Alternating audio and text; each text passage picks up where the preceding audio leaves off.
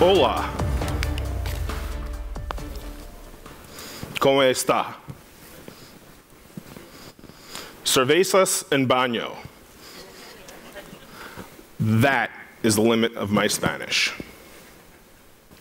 Gracias, Señor Martinez and CIFMers, for this wonderful opportunity. Mucho gracias, Lisa Gables, the love of my life. I don't know if she made it here. She was out shopping. Gracias to each of you for waiting so long for the last of the last presentations. I hope I don't disappoint.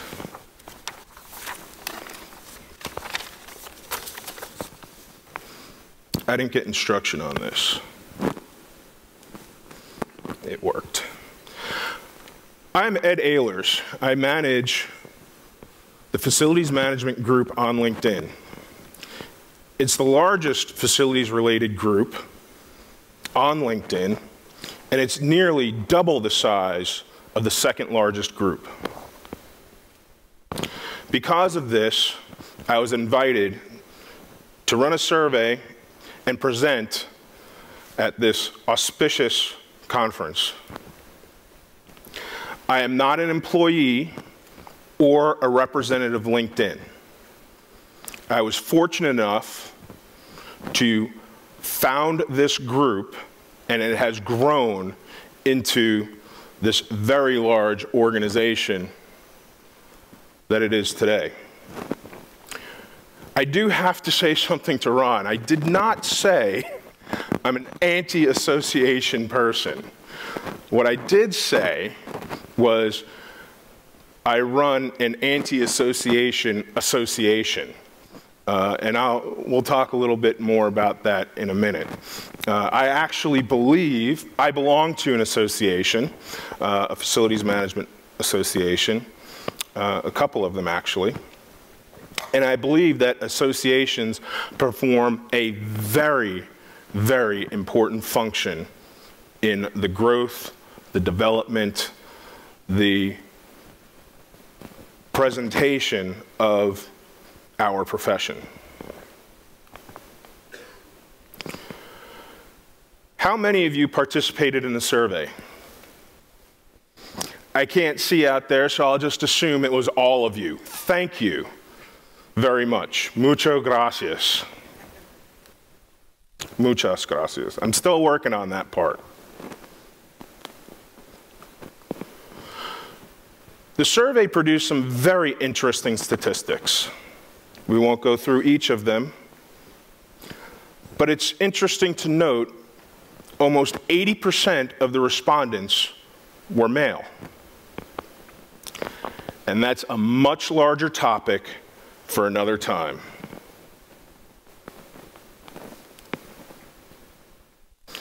This also is interesting. Only 35% of the respondents are firmly committed to associations. And that's why I had made that comment that 65% were not firmly committed. So we have to question how we network, how we connect. And it may be useful information for associations how to generate more interest in their groups and generate more membership. Very interesting for me as the manager of Facilities Management Group, the vast majority of respondents did not know anything about the recent changes LinkedIn made to the group functionality. For me, that's my whole world, and I figured everybody knew about it, everybody was interested in it, but really they weren't. Very briefly, LinkedIn removed the promotions tab from the groups. Now, what I call true discussions are lumped in with promotions. There's no longer any way to distinguish between discussions and promotions.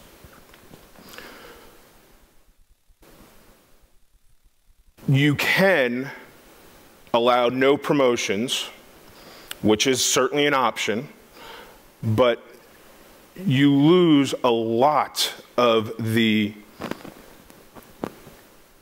experience, knowledge, information that people are trying to share. Not everybody has a question, a discussion.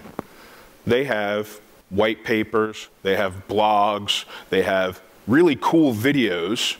And so if you eliminate that completely, you're really doing a disservice. I believe that having separate, true discussions from separate promotions would actually enable members to do more than just network, but to really connect.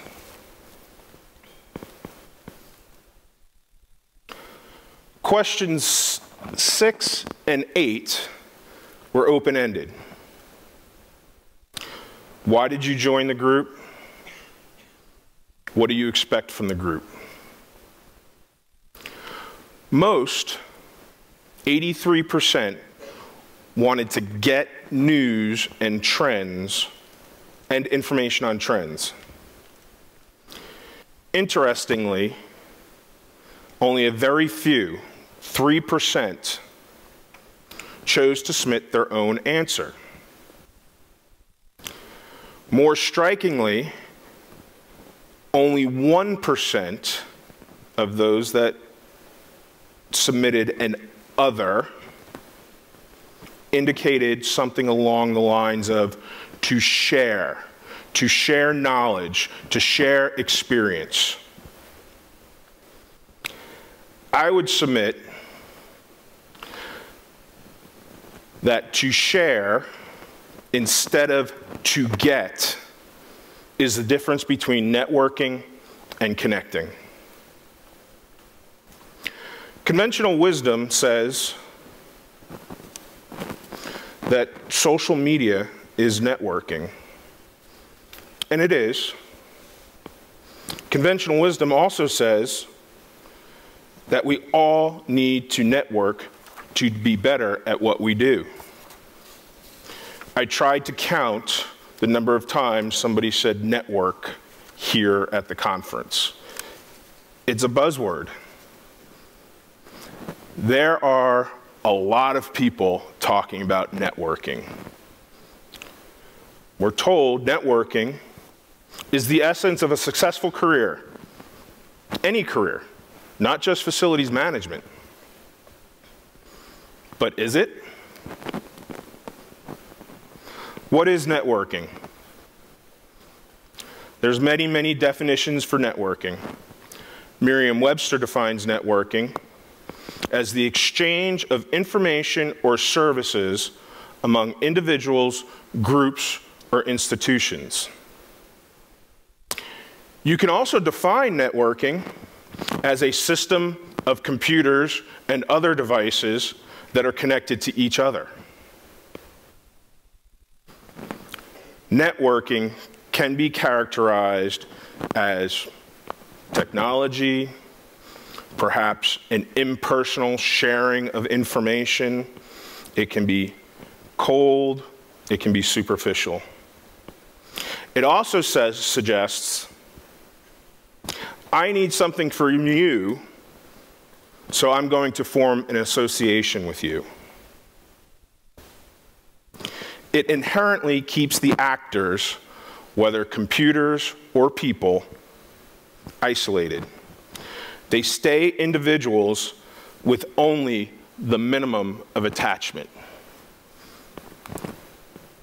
I'm not sure where the pointer is, so I don't want to mess anything up. I submit to be really successful, we need to do more than network. We need to connect.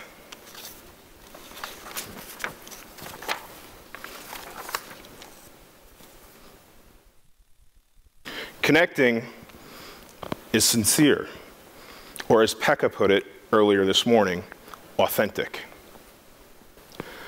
Connecting is curious, wanting to learn more about another individual, another organization, another way of doing business, wanting to learn. Connecting is helping. Wanting to share my knowledge, my experience. Connecting is saying, how can I be of assistance to you today? Connecting is community. It is a common mission and a common vision, whether it be in business, whether it be in professional or personal life. Connecting is all about the basic human need to belong, to socialize. To steal shamelessly from Pekka, his presentation this morning, the example of the elderly folks wanting to go to the market, not have groceries delivered in. They wanted to go to the market. Why? To socialize. They wanted to connect. They wanted to fill that basic human need. Connecting is about shared experiences.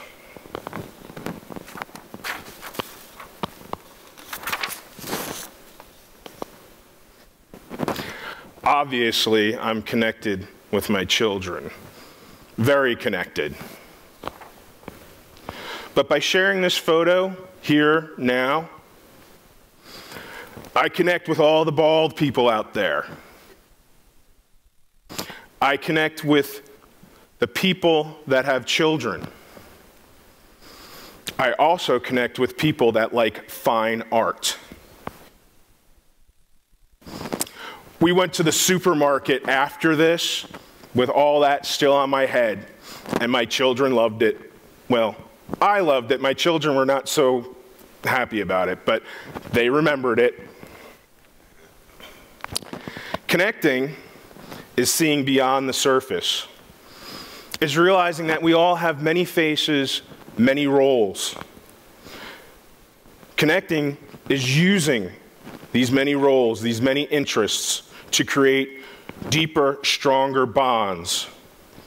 Bonds that are stronger than the fragile link that is networking. Many people network with me because of my FM background. They find me on LinkedIn and they see this photo. And it's a beautiful photo, is it not? But I connect with people that really connect with people that can relate to this. I ride motorcycles. I'm a father. I've written a children's book. I sell jewelry that I personally make. And I play ice hockey. Oh, by the way, I'm a facility manager too.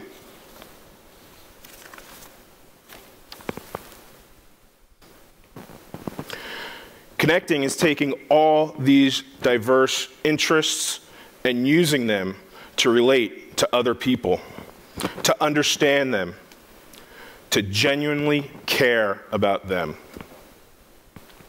Connecting is interlocking these different communities and activities and enriching all of them. By enriching my connections, by sharing interests, by sharing knowledge, by helping, their connections are also enriched. Connecting is getting beyond the limited. What can I get from you related to my business? Conventional wisdom says business is business. I say business is not business. Business is intensely personal. Stealing again shamelessly from Pekka's presentation earlier this morning, recall the experience he shared about the ship engineers and the coffee. Their work relationship improved and the end user's experience improved. Not because they shared a network, and they did. It was a ship. They were networked on a ship. But their business relationship, the end user's experience improved because they became connected over coffee.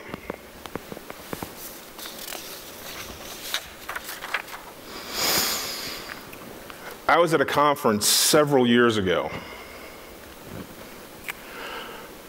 I had an interest, have an interest, in facilities management in higher education. There's a sense of mission, vision that appeals to me. So I sought out individuals at this conference that were involved in higher education. We got to talking and we shared stories about hockey and living in DC and children, and we formed a deeper relationship than just, hey, here's my card, if you ever have a job in higher education, let me know. And so several months passed. We had separated, went our different ways. We kept in touch via email occasionally. I didn't pester him and say, hey, you got a job for me yet? You got a job for me yet? What in fact happened was he needed to find a job. He reached out to me and said, hey, look, they're changing things where I'm at. I've been in academia all my life. I need a practitioner's role in FM. He said, I don't have anything for you right now, but if something comes up, I'll let you know.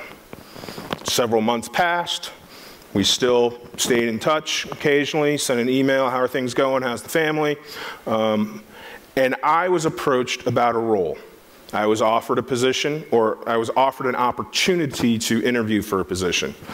The position did not fit my current circumstances, so I said, hey, you know what? I know someone that it might fit. I put that individual in touch with the person that was looking to hire. I neglected to mention the person that was looking to hire, I had had another relationship with for several years. It formed as a business relationship, but again, it evolved into a more personal relationship. So that individual then contacted the person I knew from higher education, interviewed, he got the job, and he's still working there to this day. If I had gone to this individual and said, you know, hey, you're in higher education, I want a job there, I want to get a job there, handed him my card and walked away, would his life have been different now today from the different way I handled it? I would submit yes. I don't think they would ever have made that connection otherwise. Just 4 weeks ago, someone reached out to me on LinkedIn. They had served in the U.S. military. I had served in the U.S. military.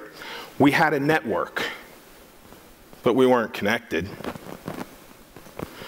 He said, hey, I'm leaving the military. I'm going to be looking for a role. Anything you could do to help would be great. I said, okay. Set up a conversation, had a 20-minute phone call. We talked not about finding him a role. We talked about, you know, where did he serve in the military. We talked about where did he live, how many kids he had, what he did outside, found out he was involved in hockey as well. Talked about his kids. Kids bring people together, they really do. Well, he did say that, yes, I am looking for a role. I said, great, send me your resume. If I know of anything, I'll let you know. I forwarded to some other people I had a connection with. They said, nothing open right now, but as soon as we have something, we'll consider them. Not 2 weeks after that, they said, hey, we have an opening. We're going to contact this person. Wonderful. He had an interview yesterday for that role. I don't know whether he got it yet or not, because I've been so involved with this conference here that I wasn't able to check yet. But again, not just a network, not having this FM network, this LinkedIn network, this military network, former shared experience network. It was connecting all those things together. I personally am enriched by connecting with people and helping them the best I can. Both those examples, I didn't really get anything out of it. Maybe I will in the future, maybe I won't. But both those individuals' lives shifted because we took the time to really connect. Ask yourself, do I network to get what I can from others? Or do I connect with others to belong to something larger than myself? Thank you.